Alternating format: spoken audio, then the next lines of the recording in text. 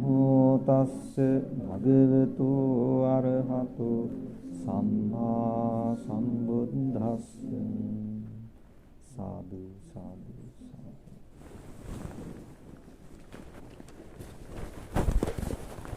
පහසුවෙන් ඉන්න. මොකක් හරි ස්ටූල් එකක් ගන්න දෙනවා.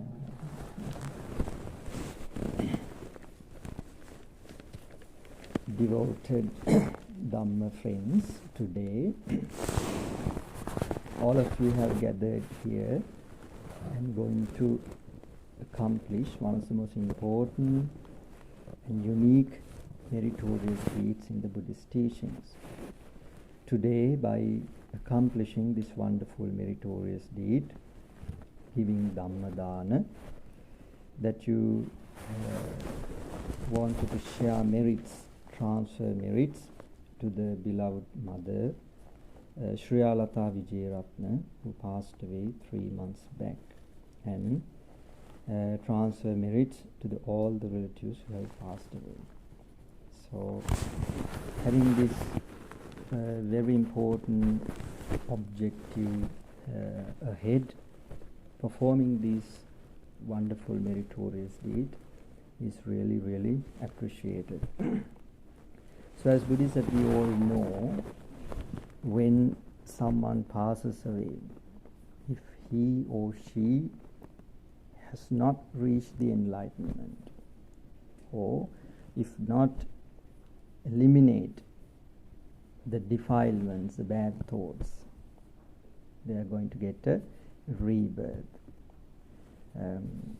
But we don't have special abilities to know by our own experience about our relatives what happened to them when they pass away. But we all know the Supreme Buddha that we all have accepted as our spiritual leader, that he has gained these special abilities with the enlightenment. He had special abilities, number of special abilities. So one of them is called Chutupapatana, the ability to know or see about the beings, how they passed away and how they get their rebirth, where they get their rebirth. So according to the teachings of the Buddha, there are 31 realms where beings are born, but we can only witness 2, right? Humans and animals. But there are other plenty of varieties of beings, a number of places where beings are born according to their karma, wholesome karma and unwholesome karma. So as Buddhists, that we all know the importance of performing these sort of meritorious deeds. That's why you have organized, you have arranged this meritorious deed to transfer merits, to share merits to the beloved mother. So if she is in a suitable place, that she can accept these merits and be happy and prosperous.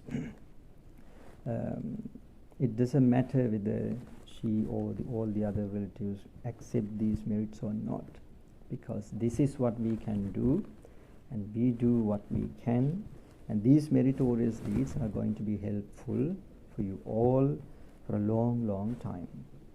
And then you have to remember that even though that this has been arranged, organized to transfer merits, that the teaching that I'm going to teach you is for yourself, to learn something and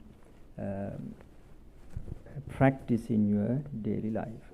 So today I thought to teach you a discourse. Discourse in Pali we call sutra, okay, sort of lectures given by the Buddha. So the discourse that I'm going to teach you today is, the name is Aggi in Pali. The name of the sutra is Aggi. Aggi means fire, right? There are a number of fires that's been taught in this particular sutra. So I'm going to teach you about number of fires that has been taught in this sutra. Okay, so what's the name of the discourse? Aggi, right? Aggi, or fire. So number one, the first Aggi or fire is, now before that, what fire does actually? Everyone knows that. Fire burns. It burns. Whatever it called, it burns. So these sort of fires also, we can say they burn. Okay, let's see what about these fires. So number one, the fire of craving, fire of raga. As Buddhists, I think everyone knows what craving means, right? In Sinhalese we call tanha or trishna. So the Buddha in this sutra, the raga or the craving is mentioned as fire. So according to the teachings of the Buddha, this fire can be so destructive, right? We know what fire does. So this raga is also sort of fire, right? So the raga is an sort of called emotion that we know we do have a mind. According to the teachings of the Buddha, mind does not appear alone. There are some other things called chaitasikas. They are called mental factors, right? Mind and the mental factors appear together. So the raga is a mental factor. It's a cetasika, right? It's a mental factor, and it appears with the minds are also have some categorizers. Someone may think that mind, okay, it is something fixed in our bodies. According to Buddhism, it's not correct, right? Mind is something appear and just disappear. It's not fixed in us somewhere, right? It's a sort of generation. Appear, then disappear, then again new one comes. Something like it's a sort of lineage, right? So this raga or the craving appears in one of those with the chittas. So what happens when lobha or craving arise in us? Okay, so how lobha arise? How this fire arise in us?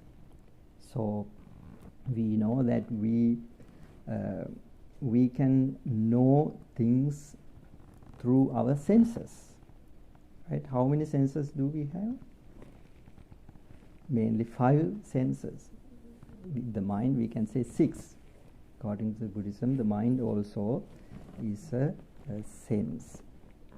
So what we come to know through our senses? For example, through our eyes we see things, right? Through our eyes, ears, we hear, right? Like that, through these 5 senses, we come to know about objects, right? So what happened? The objects that we experience are pleasant, what happened to us when we experience pleasant objects. When we see something very, very beautiful and pleasant, what arises in us generally? Sort of lobha, sort of desire. Oh, that's wonderful, that's really nice, I like that, something like that we say. Right? It's sort of lobha. Right? So, if someone can't control his desire or this fire, what will happen?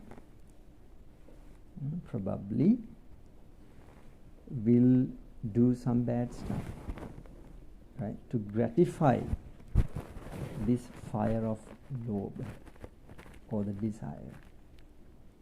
Right? So what Buddhism teaches is to control your this emotion, the lobha. Right? You can't feed the lobha as it wants. If you are a slave for this fire, there'll be a problem. Right? So this is not for just human beings. Right? This the lobha, this craving is that we can find even within animals. For an example, if we put some sugar onto the floor, who will come there? Ants come there. Right? Why they come? They like to enjoy the taste. Right? Which means they have the desire. So we also do have the desire. I mean, those who have not eliminated. Right? So if we are born, which means we have these defilements, unless that we won't be able to get the birth. Right? So what Buddhism teaches is, ultimately, we know our ultimate goal to achieve the Nibbana, which means to eliminate these the negative thoughts, the desire, the craving. Right? If we take Arahanta, right? No matter which object, what object he encounter, never arise lobha, never arise craving. But for worldly people who have not eradicated lobha, right, they have the fire. Right? I think that if we watch the news, that we can come across so many examples, right, how people put their life into troubles simply when they can't control this emotion. Right? Sometimes people have to spend their rest of the time in the prisons, right, when they can't control this emotion, this fire. Right? So what Buddhism teaches is that when I am saying these things, someone may ask, okay, what happened then? Can't we enjoy the life or something like that? Can't we enjoy music or whatever? You can. Right? I have to say that because as lay people, you work so hard. Right? It's not restricted. I mean, it's not prohibited. You can enjoy, but you have a frame to enjoy your sensual pleasures. You know what is the frame? Frame means 5 precepts. Right? You have to do things based on the 5 precepts. And still, you have to consider when you are going to do something. Right? You have to consider, you have to think whether I am driven by this emotion. Right? So the lobha, the craving, is a fire, according to this sutra. So I would like to give a very simple example. This lobha or the craving has a lot of synonyms, right? A lot of synonyms. One of them is greed, right? Greed also one of the synonyms for craving, desire. So I saw a beautiful saying in a book. It's about this craving. It says that some people cut their own throat with their tongue when they can't control this emotion. You get that meaning? Physically it can't be done, right? But there's a hidden meaning. How someone can cut their throat with their tongue?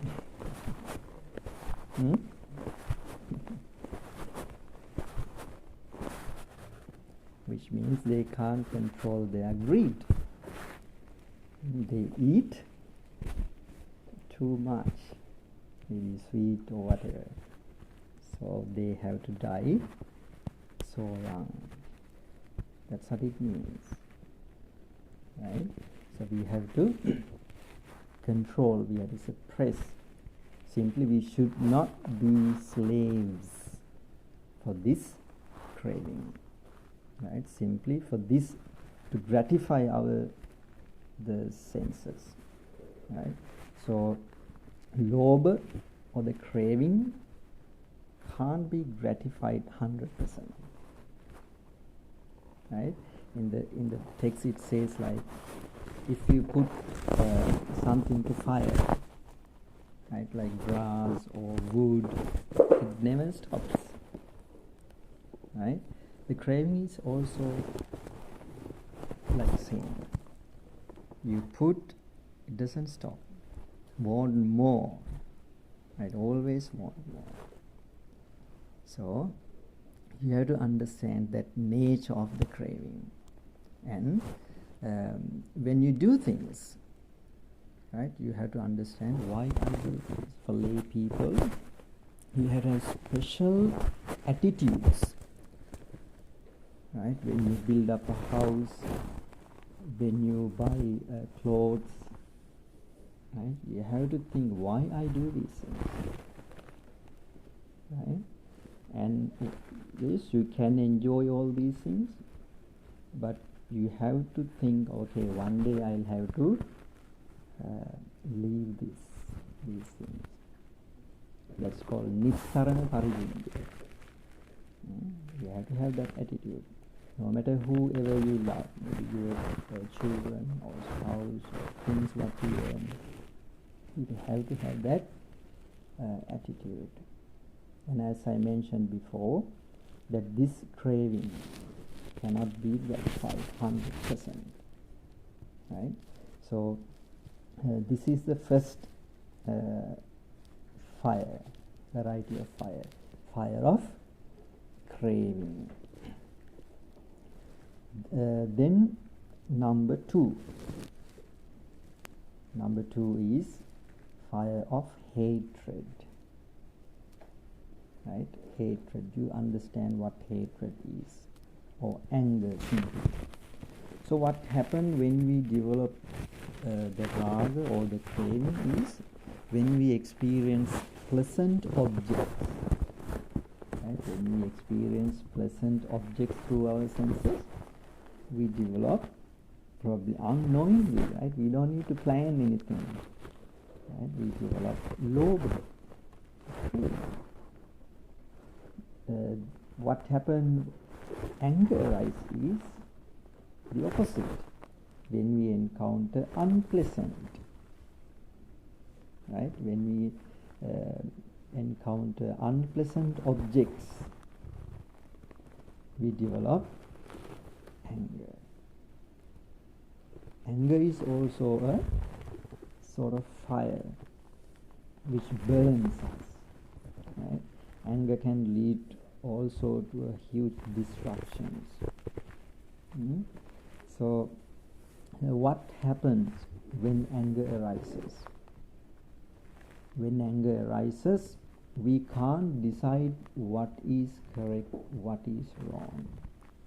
That's why sometimes people say, I couldn't imagine what happened to me. Right? After things happen, people say this, I shouldn't have said this, I shouldn't have done that. Because the reason is they cannot decide what is correct, what is wrong, when they are driven by this vicious emotion, hatred. So we are supposed to eradicate these negative emotions too. Right? They are called defilements, the negative thoughts, the desire, the craving, hatred. Right? We have to keep them under control. So these emotions, these negative emotions, or they are called defilements, kilesa, they have 3 stages. Right? The number 1 stage is, they are called latent tendencies, like sleeping stage. Right? So since someone have not eradicated these emotions, which means they can come out at a certain point. That's why some people say in Sinhalese, when something go wrong,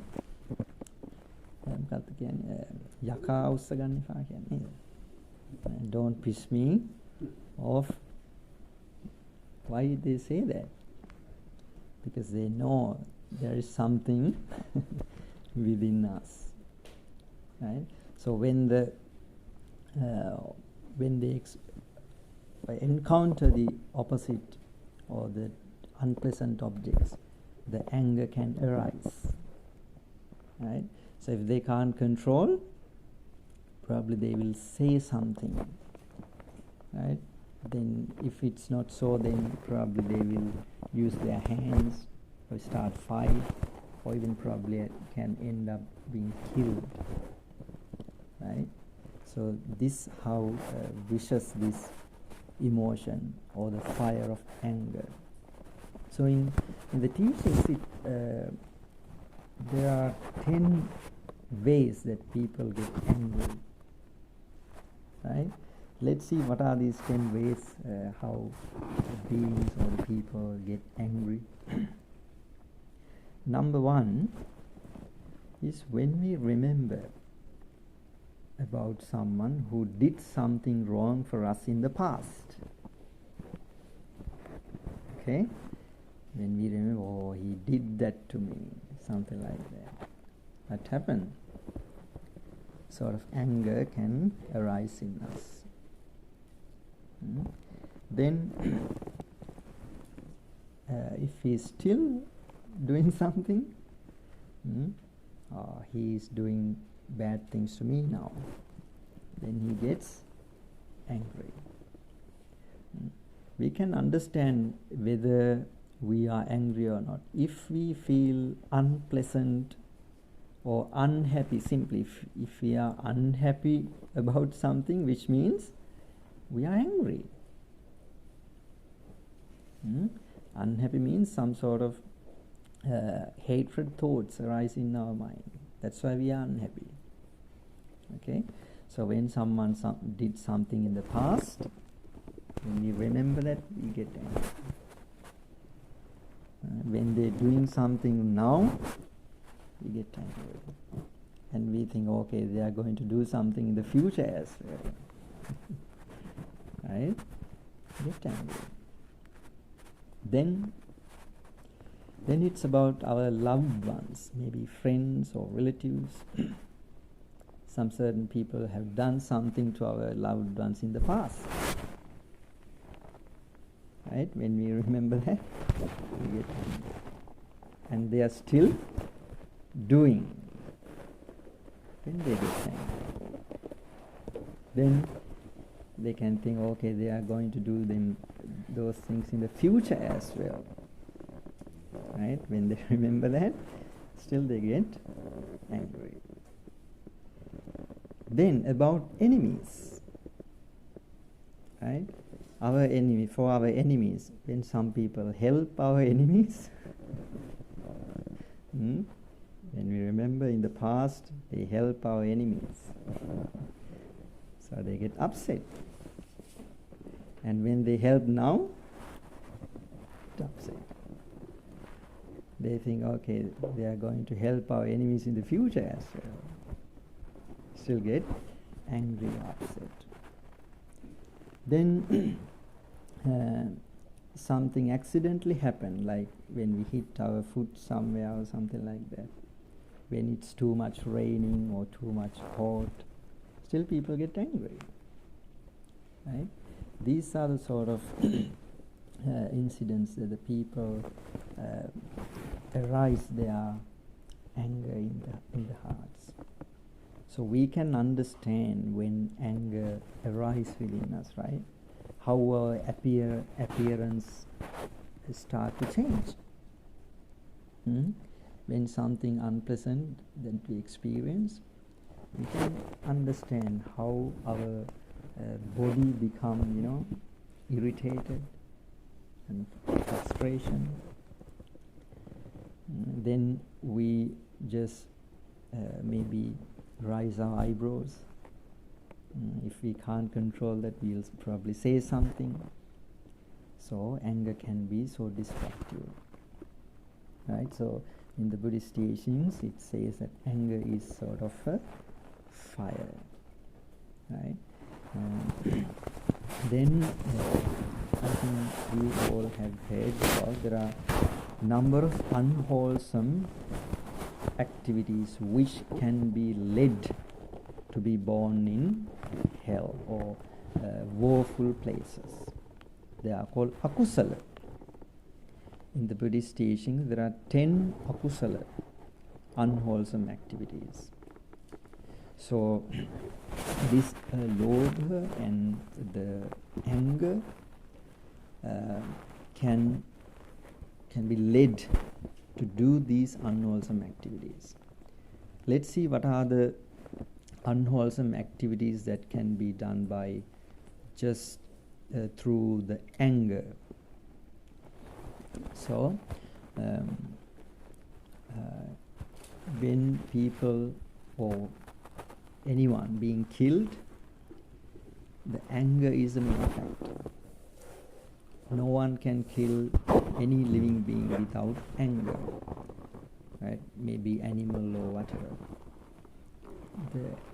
At the moment when they kill living beings, the anger is dominant, right? So anger can be done by the hatred or killing, right? Then stealing also can be through anger. Then the lying, gossiping, then harsh words. Then there is something called carrying tales, breaking up relationships, intentionally saying some bad things. Then there is another vicious bad thought called vyapada. It is also sort of hatred, when people have thoughts like to destroy other living beings. That is also very, very bad thought. That thought itself can lead someone to be born in woeful places, in hell. So these are the sort of unwholesome activities that can be led by this fire of anger, right? So the Buddhism provides solutions for these things, right? If someone is dominated by anger, what he has to practice? Meditation, the famous meditation, metta, loving kindness meditation. Right? We can understand our nature by ourselves. Right? If we are dominated by the lustful thoughts, then we can practice the meditation method called Patikula Manasaya, contemplating loathsomeness in our bodies. Right? So we can keep them controlled, not driven by these emotions. So the Buddhism is always to do something about it. Right? We have nothing to do like praying or something. We always have to do something. We have to look at our emotions. And if they are coming in hard, that we have to put some effort to control them. Right? That's why Buddhism is called do it yourself religion. Tunhehi kichang atappang. Nobody does it for you. You have to do it by yourself. Your parent can't do it. Yes, they can support. Your good friends can support you. But the main thing is you have to do it. It's like education. Right? You have to study by yourself. Others can help you, but you have to do it by your own. The Buddhist teachings also the same.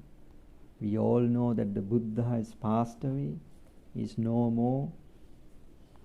He is only a teacher, a guide, who gives the guidance what to do and what not to do. It's upon us to decide whether I do this or not. There is no any sort of commands. Right? The Buddha has taught the teachings. So when we can study the teachings, and if it makes sense, that we can follow it up. And mainly that we have to do it by our own. In order to do it, we have to learn the teachings. That's what we are doing right now. Right? If you don't learn the teachings, if you don't study what the Buddha has said, then probably you won't be able to know what we should do. Right? So these two fires are so destructive. The fire of desire and the fire of anger. Then number three. Number three is the fire of ignorance. Right? Delusion. There are a number of synonyms for this.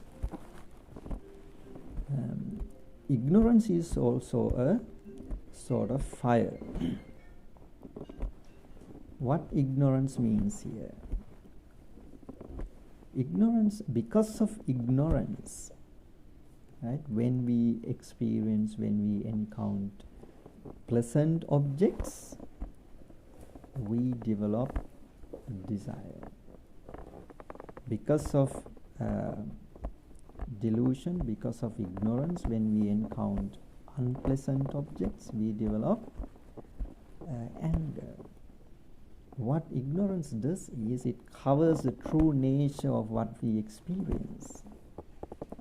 Right? When we don't know what we experience exactly, if it is pleasant, we develop desire.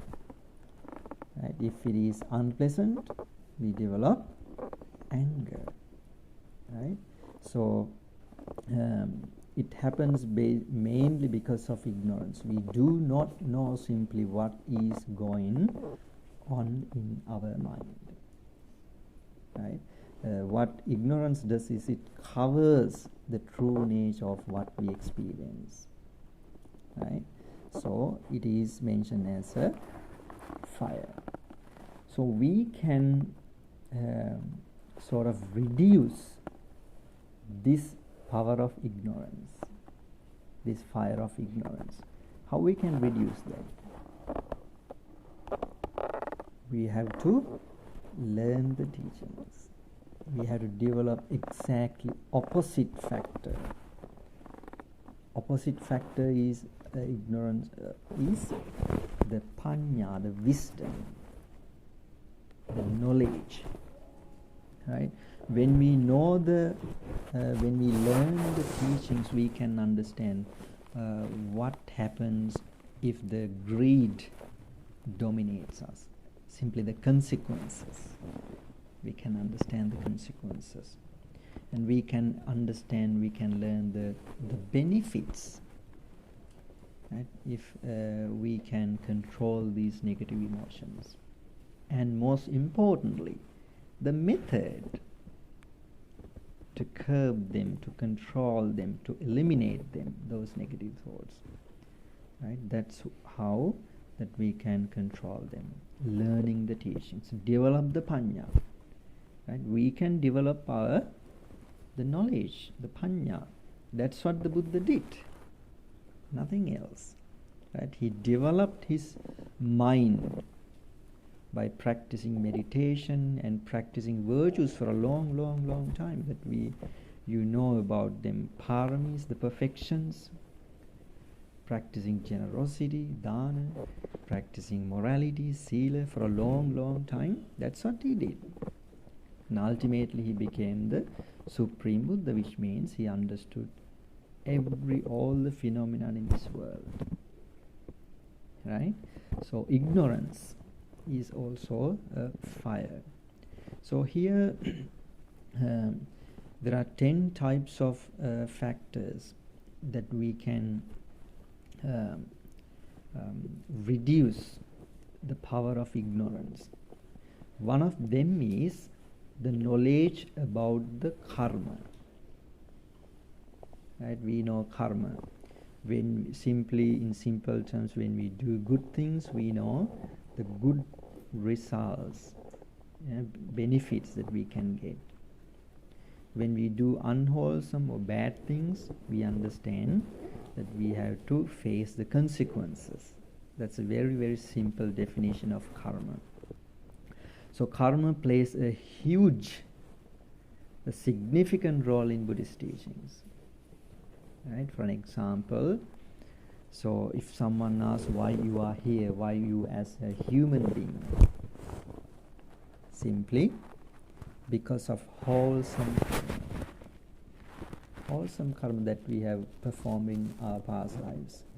That's the main reason. And the animals and other beings who have been born in those woeful places, their main reason is unwholesome karma, to be born. Right? So we have to understand these things. Right? If we understand karma phenomena quite well, we can't do something bad. Right? We know then the consequences. Right? So in order to eliminate the ignorance, the fire of ignorance, the mohaggi, that we have to learn the teachings. That's the number one rule, to curb them. Not only ignorance, all the other negative thoughts as well, as I mentioned before, like craving, anger, and all these. Right? So these three main emotions, or as I mentioned, the fires, the fire of greed or the craving, then the fire of anger, then the fire of ignorance. These are called unwholesome root causes. Right? Root causes means the main reasons. Right? Akusala mula. Right? So we should not let them to dominate us. Right? We have to keep them at bay. Right? So we understand they have the stages, like as I mentioned, latent tendencies. Right? They are in dormant stage within us. So in a suitable occasion, they can arise and can be so destructive if we are not aware. Right? So we have to learn them how to eliminate, how to control these negative emotions. So number 3. Then number 4, that's about parents. In Pali it is called Ahuneya Aggi. So in Buddhist teachings we all know where the parents have been put. The parents have very special place in Buddhist teachings. So they are also named as a fire. Right? Why the parents is mentioned as fire? We know that, as I mentioned, fire can be so destructive and still can be so beneficial if we use in correct ways. So the parents are also quite same according to the teachings of Buddha. Parents are very, very special to people for their children. So if some child or children do something bad towards their parents, the consequences can be so destructive.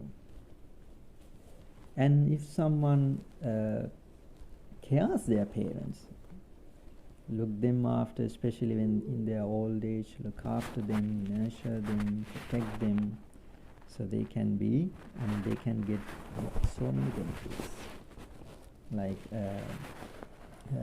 yes, advantages, not only in this life, even after the lives as well. So they're very, very special. In one occasion, the parents have mentioned like Mahasangha, one of the qualities of Mahasangha possessed to the parents. Like Ahuneya is quality of a Mahasangha. The Mahasangha deserves a gift from the lay people. So it says the parents, Ahuneya Chaputtana, which means they deserve gift from the children. So the parents also like sort of fire, so you have to be very careful. So that's number 4. Then there's another fire called, they are called the monks, the Mahasangha, especially the noble monks, the monks who have entered the higher spiritual stages. They are also sort of fire. At a time can be so destructive and so beneficial as well. If someone blames for Mahasangha, it can be very dangerous, because you know that the Mahasangha means the monks who have entered the higher spiritual stages like Sotapanna, like that, Anagami, Sakadagami, and enlightened Arahanta. So they are so worthy. Imagine that someone has eliminated all the negative thoughts. So we can understand that how many bad thoughts come to our mind in a day if we reflect. Sit quite calmly and reflect how many negative thoughts, how many bad thoughts come to my mind today. So imagine someone Arahant, no any single bad thoughts, no desires, no anger, no matter what happens, right? But in our case, that we justify so many times, right? But for them, no matter what happens, if someone comes to kill them, still they cannot get angry. Not don't get angry, they cannot get angry. No matter what pleasant objects that they encounter, still cannot develop desire. Right? So the Mahasangha is also a sort of fire. People can get benefits if they treat correctly, right? They can get a lot of benefits. But if they treat badly, like saying things, bad things, or even doing something bad, it can be very, very dangerous. So when we say something, when we criticize something, you have to be very careful. Otherwise, it can be very, very dangerous. So these are the number of fires that the Buddha has mentioned. There are some other as well, but I'm not going to explain all of them. So five number of fires that I've explained in brief. I've explained them in very shallow, not in deep. Okay, let's see again what are the fires that I explained here. Number one, can you remember them? Desire, right? Fire of desire, right? Why it is mentioned as fire? It can be so destructive, so that's why it is mentioned as fire. So what we have to do about that fire? We have to keep them under control. Should not be slaves, right? Or we should not let the desire to dominate us, right? If we let to dominate to the desire or the craving, there'll be a problem, right? So that's why it is mentioned as a fire, and that we have to keep under control. Then number two, anger, right? Hatred. Hatred is also so dangerous. We should not let the hatred to control us, dominate us, and we have to keep it under control. Not under control, we have to eliminate, right? But at the moment, we have to practice to keep it under control. Then number three, ignorance, the fire of ignorance, right? Because of ignorance that we develop the desire, develop the hatred, and all the other unwholesome activities, all the other kilesas, defilements. There are a number of kilesas, number of unwholesome, right? I didn't mention them. So all of those unwholesome that we consider as fire, because of they are so destructive. Then number three. Then number four, it's about, can you remember? Parents, right? Parents also has been mentioned as fire. Then number five, Mahasangha, right? Those are the number